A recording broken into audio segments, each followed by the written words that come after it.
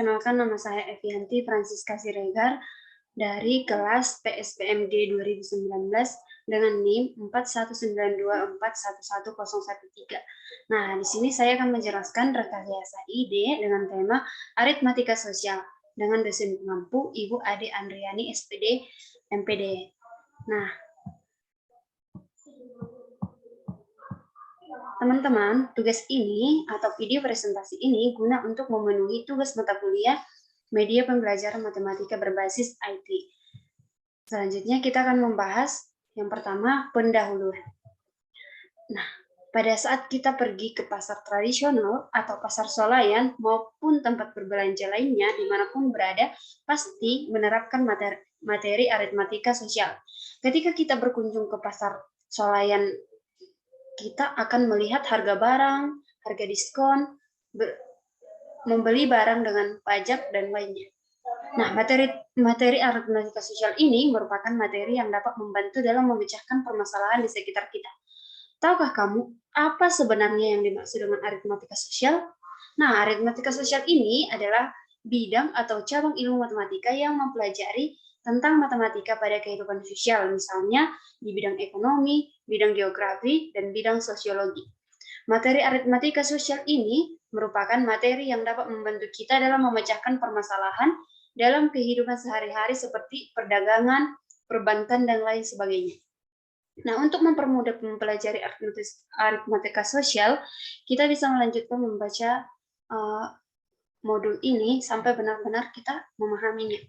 Nah, selanjutnya kompetensi inti dan kompetensi dasar.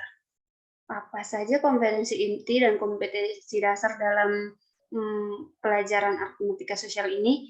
Yang pertama, kompetensi inti. Memahami pengetahuan faktual, konseptual, dan prosedural berdasarkan rasa ingin tahunya tentang ilmu pengetahuan, teknologi, seni, budaya, terkait fenomena dan kejadian tampak mata. Nah, yang kedua ada mencoba, mengolah, dan menyaji dalam ranah konkret atau menggunakan, mengurai, merangkai, memodifikasi, dan membuat. Dan juga ranah abstrak, yaitu menulis, membaca, menghitung, menggambar, dan mengarang, sesuai dengan yang dipelajari di sekolah dan sumber lain yang sama dalam sudut pandang. Nah, selanjutnya ada kompetensi dasar, yaitu mengenal dan menganalisis berbagai situasi terkait aritmatika sosial atau penjualan, pembelian, potongan, keuntungan, kerugian, bunga tunggal, persentase, bruto, neto, dan tara. Yang kedua ada menyelesaikan masalah berkaitan dengan aritmatika sosial mengenai penjualan, pembelian, potongan, keuntungan, kerugian, bunga tunggal, persentase, bruto, neto, dan tara. Nah, selanjutnya kita akan membahas kegiatan belajar yang pertama, yaitu menemukan dan menerapkan konsep keuntungan dan kerugian. Konsep harga, pembelian, dan harga penjualan. Masalah untung dan rugi sering kita jumpai dalam kehidupan sehari-hari. Pada saat kita disuruh ke pasar oleh ibu kita, tentu kita akan membawa catatan apa saja barang yang harus dibeli dan jika perlu mencatat harga yang kita bayar. Nah, pasar adalah tempat bertemunya penjual dengan pembeli untuk melakukan transaksi jual dan beli. Nah, jual beli itu adalah kegiatan menjual atau membeli berupa barang maupun jasa. Pada kehidupan sehari-hari, seringkali kita melakukan kegiatan jual beli atau perdagangan. Adapun contoh kegiatan jual beli yang terjadi di pasar, yaitu toko maupun di sekolah. Apabila kita ingin memperoleh barang yang kita inginkan, maka kita harus melakukan pertukaran untuk mendapatkannya. Misalnya, penjual membeli atau memberi barang kepada pembeli. Sebagai gantinya, pembeli menyerahkan uang sebagai pengganti barang kepada penjual. Nah, seorang pedagang besar membeli barang dari pabrik, kemudian pedagang tersebut menjual kembali di pasar. Harga barang dari pabrik disebut dengan modal atau harga pembelian selanjutnya. Harga dari hasil penjualan barang disebut dengan harga penjualan.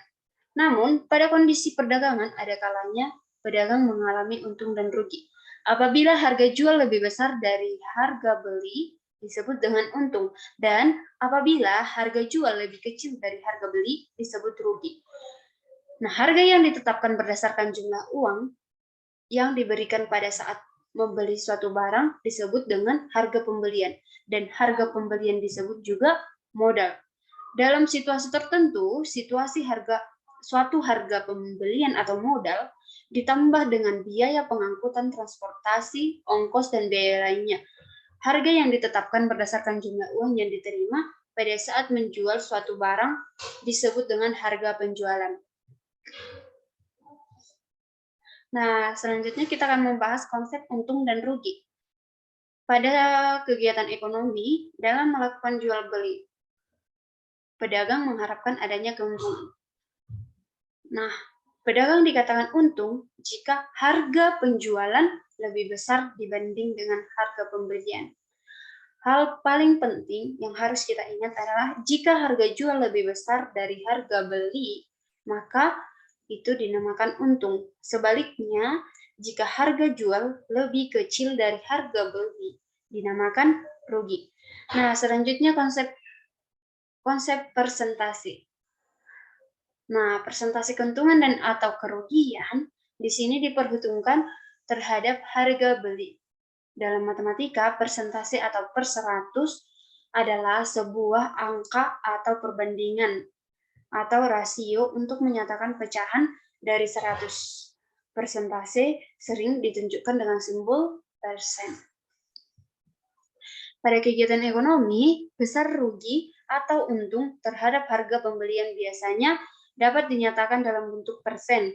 Karena untung atau rugi itu dialami oleh yang memiliki uang dalam membeli barang, maka persentase untung atau rugi ditentukan atau dibandingkannya dengan harga pembelian. Oleh karena itu, besarnya persentase untung atau rugi dapat dirumuskan sebagai berikut. Yang pertama, untuk persentase untung dapat dihitung dengan untung dibagi dengan harga pembelian dikali 100%. Dan untuk persentase rugi, yaitu rugi dibagi dengan harga pembelian dikali 100%. Nah, selanjutnya konsep potongan harga. Potongan harga ini dapat kita jumpai untuk menarik minat pembeli agar membeli barang tersebut di bawah harga normal. Potongan harga sering dilakukan oleh pedagang pada waktu-waktu khusus, misalnya menjelang hari Sabtu, menjelang akhir bulan, menjelang hari raya, menjelang tutup buku, ataupun menjelang datangnya tahun baru. Nah, jika kita pergi ke pasar, kemudian kita menjumpai pedagang yang menawarkan harga satu ikat kangkung yaitu 3.000, namun demikian karena kangkung tersebut sudah mulai layu, maka pedagang itu menjualnya dengan harga 2.000 saja. Berarti kita sudah mendapatkan potongan harga sebesar 1.000. Nah, nama lain dari potongan harga adalah diskon atau rabat. Biaya potongan harga atau rabat atau diskon dapat dinyatakan dengan persen, sehingga untuk mencari besarnya potongan harga atau rabat atau diskon adalah potongan harga sama dengan harga awal dikali persentase harga per persentase potongan harga. Nah, selanjutnya kita akan membahas konsep pajak. Pernahkah kamu membayar pajak? Nah, sebagai seorang warga negara yang baik, sudah selayaknya kita semua membayar pajak, karena pajak merupakan salah satu sumber penerimaan negara yang digunakan untuk biaya penyelenggaraan negara dan pembangunan nasional. Tahukah kamu apa yang dimaksud dengan pajak? Pajak merupakan nilai suatu barang atau jasa yang harus dibayarkan oleh masyarakat kepada pemerintah. Besarnya pajak diatur oleh peraturan perundang-undangan sesuai dengan jenis pajaknya. Nah, dalam transaksi jual beli, terdapat jenis pajak yang harus dibayar oleh pembeli, yaitu pajak pertambahan nilai atau PPN, di mana PPN ini adalah pajak yang harus dibayarkan oleh pembeli kepada penjual atau atas konsumsi atau pembelian barang dan atau jasa. Nah, penjual tersebut mewakili pemerintah untuk menerima pembayaran pajak dari pembeli untuk disetorkan ke kas negara. Biasanya, besarnya PPN ini adalah 10% dari harga jual. Selanjutnya, kita akan membahas kegiatan belajar yang kedua, yaitu bunga tunggal. Apa yang dimaksud dengan bunga itu? Nah, bunga adalah jasa berbentuk uang yang diberikan oleh pihak peminjam kepada pihak yang meminjamkan modal dengan persetujuan bersama. Pada kegiatan pembelajaran ini, bunga tabungan yang akan kita pelajari adalah bunga tunggal. Nah, bunga tunggal ini memiliki arti bunga yang hanya terdapat pada modalnya saja. Selanjutnya, bunganya tidak akan berbunga lagi. Nah, apabila bunganya turut berbunga, maka jenis bunga tersebut disebut dengan bunga majemuk. Sedangkan suku bunga tunggal adalah suku bunga yang besarnya tetap dari waktu ke waktu. Apabila uang yang kita miliki disimpan di bank, maka makin lama menyimpan uang dengan sendirinya akan bertambah banyak karena tiap bulannya akan bertambah dengan bunga. Apabila bunga yang kita peroleh tiap bulan besarnya tetap, maka dinamakan dengan bunga tunggal. Nah, bunga tunggal ini adalah bunga yang diperoleh pada setiap akhir jangka waktu tertentu yang tidak mempengaruhi besarnya modal yang dipinjam.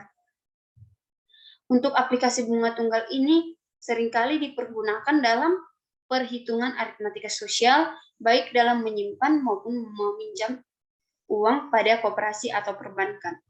Nah, selanjutnya kita akan membahas kegiatan belajar yang ketiga, yaitu menerapkan bruto, neto, dan tara. Yang pertama, konsep bruto, neto, dan tara.